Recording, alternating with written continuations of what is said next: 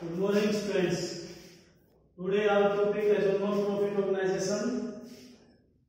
We have to prepare income and expenditure account from receipt and payment account. Means आपको receipt and payment account दिया होगा तो आपको income and expenditure account बनाना होगा. ऐसा numerical आएगा तो इसमें 3 अकाउंट बने जाएंगे. बोला जाएगा income and expenditure account बनाइए. तो सबसे पहले बनेगी ओपनिंग बैलेंस शीट.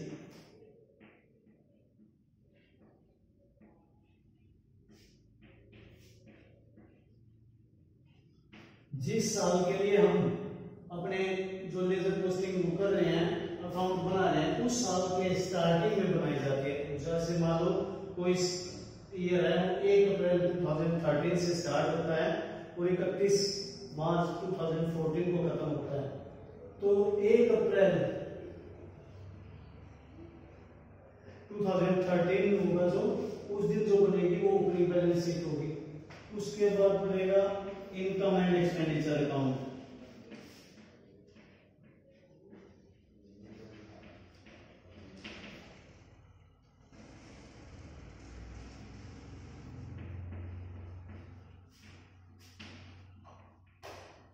और थर्ड बनेगी क्लोजिंग बैलेंस शीट.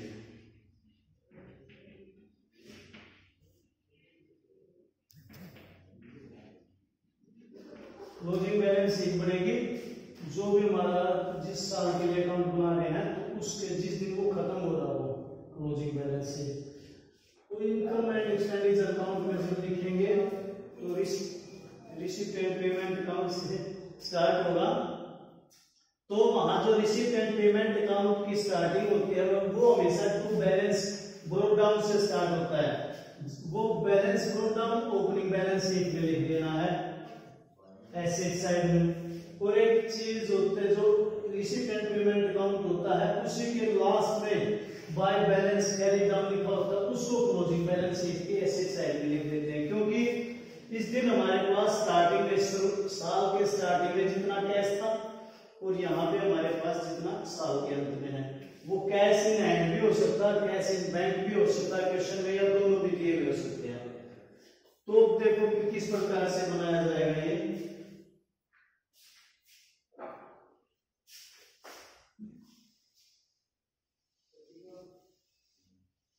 मान लो रिसीप्ट एंड पेमेंट अकाउंट दिया हुआ है और उसके यहाँ पे रिसीप्ट साइड में ऐसे लिखा हुआ मिलेगा टू बैलेंस ब्रोक डाउन. इसमें ये बैलेंस की जगह कैश भी हो सकता है, कैश इन हैंड या कैश एट बैंक भी हो सकता है या ओनली बैंक भी हो सकता है.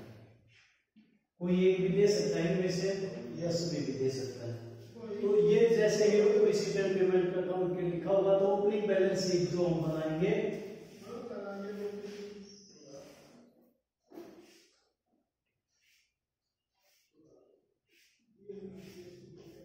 तो उसकी यहाँ लायबिलिटी साइड होगी अमाउंट एसेट्स अमाउंट. तो वो जो भी है वो बैलेंस स्टार्टिंग वाला वो यहाँ लिखेंगे. कैश है तो कैश, बैंक है तो बैंक, दोनों है तो दोनों लिख देंगे. यहाँ उनकी अमाउंट लिख देंगे. ये हो गया. इसी प्रकार जो क्लोजिंग बैलेंस शीट में जो इसमें रिसीप्ट एंड पेमेंट में दे रखा हो by balance broke down carry down उसको आप क्लोजिंग बैलेंस शीट में इसी प्रकार से लिखते हैं. इन दो चीजों का काम खत्म. फिर रिसीप्ट एंड पेमेंट अकाउंट था तो उसके डेबिट साइड में रिसीप्ट साइड में ये देखेंगे और कौन कौन सी मदारी है और कौन कौन सी मदारी है. तो आपको फाइल मत है वो मत दिखाई दे ढूंढनी है. ये देखना है सबसे पहले अगर उनमें से मिल जाए इनोवेट फंड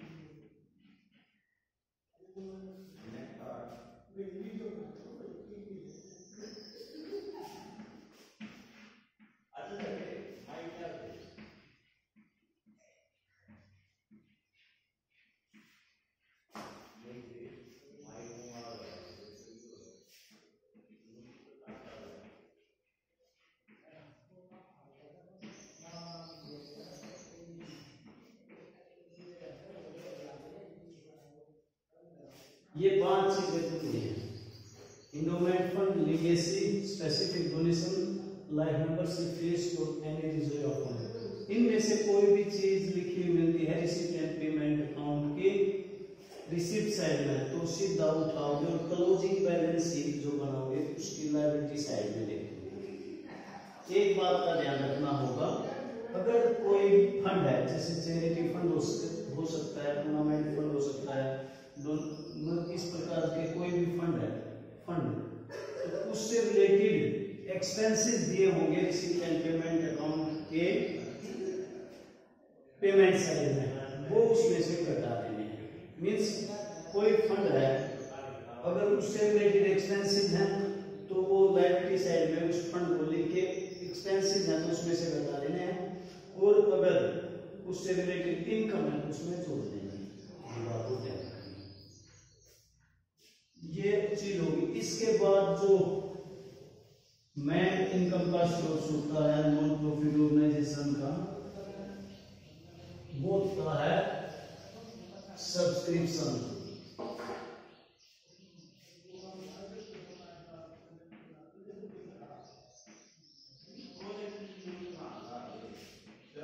चंदा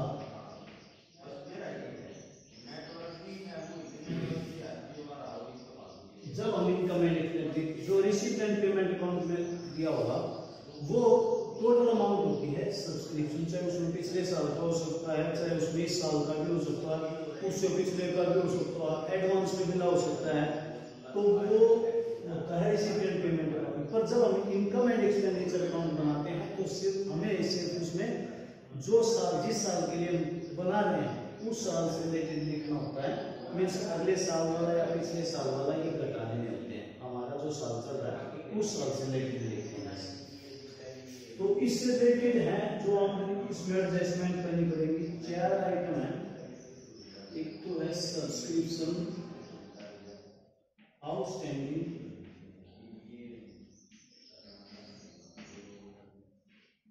at the beginning of the current year।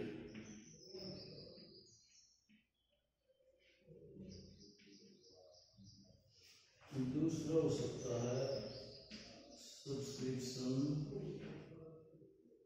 Outstanding at the in the ending of the current year। Third हो सकता है subscription receive in advance at the beginning of the current year। और fourth हो सकता है subscription received in advance in the ending of the current year। ये 4 item हो सकती हैं। तो इन चारों से रिलेटेड किसको घटाया जाएगा, किसको जोड़ा जाएगा, उसको समझना है। जब भी कोई एडजस्टमेंट, ये क्वेश्चन के नीचे मिलेंगे एडजस्टमेंट के रूप में। एडजस्टमेंट के रूप में जब भी कोई चीज लिखी होती है तो उसकी एंट्री हमेशा 2 जगह होगी, ये बातें ध्यान रखनी है। आपको दिया सब्सक्रिप्शन, सब्सक्रिप्शन मींस चंदा, आउटस्टैंडिंग मिला नहीं है, at the beginning of the current year, जो हमारा साल चल रहा है उसके शुरुआत में ही कह रहे हैं कि हमारा आउटस्टैंडिंग सब्सक्रिप्शन है वो मिला नहीं है।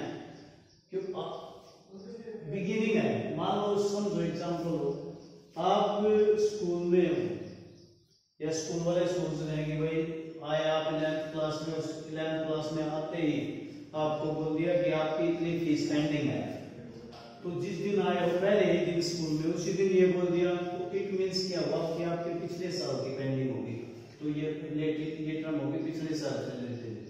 तो जब भी यहाँ पे इनकम एंड एक्सपेंडिचर में सब्सक्रिप्शन में से इसे घटा देंगे। क्यों घटा देंगे? क्योंकि पिछले साल से रिलेटेड है। और दूसरा, एक तो यहाँ इनकम एंड एक्सपेंडिचर में घटा दिया, एक जगह यहाँ हो गया। दूसरा, सब्सक्रिप्शन आउटस्टैंडिंग हमारी एसेट्स है, हमें मिलनी थी, वो चीज मिली नहीं है, तो आउटस्टैंडिंग जो साल के स्टार्टिंग में थी वो ओपनिंग बैलेंस शीट में लिख देंगे।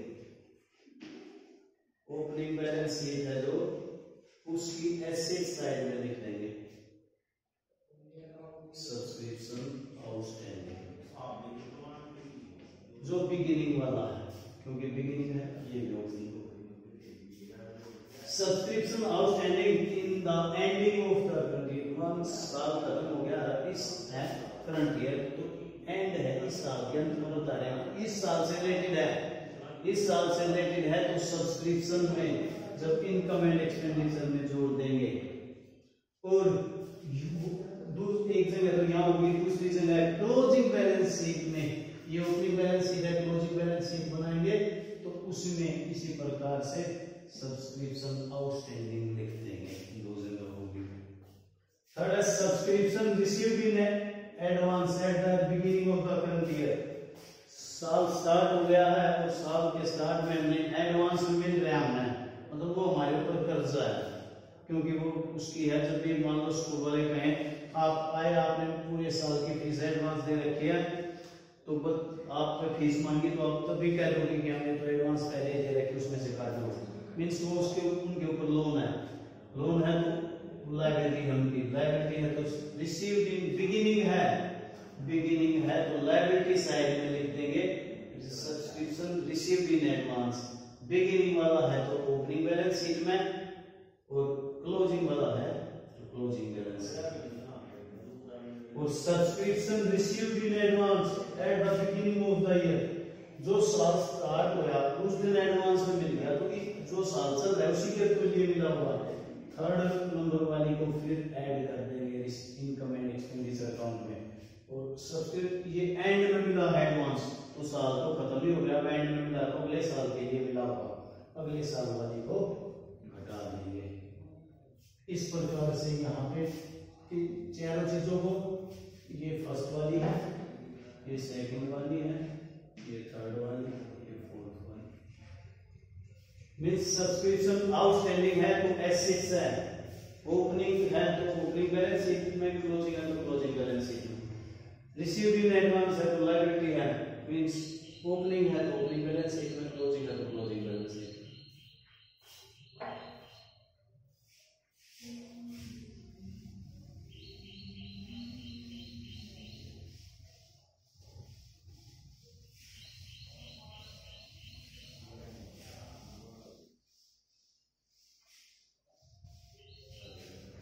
ये तो था इनकम से रिलेटेड। अब एक तो आइटम हो सकती है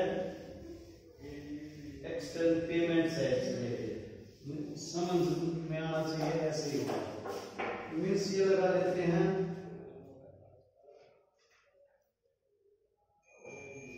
मान लो वर्कर हैं, उनकी सैलरी बिजनेस को देनी पड़ेगी, है ना, तो ये उनका एक्सपेंडिचर साइड है, इनको देना पड़ेगा, सैलरी देनी पड़ेगी, तो ये आउटस्टैंडिंग मालूम मिले, salary outstanding at the beginning of the year.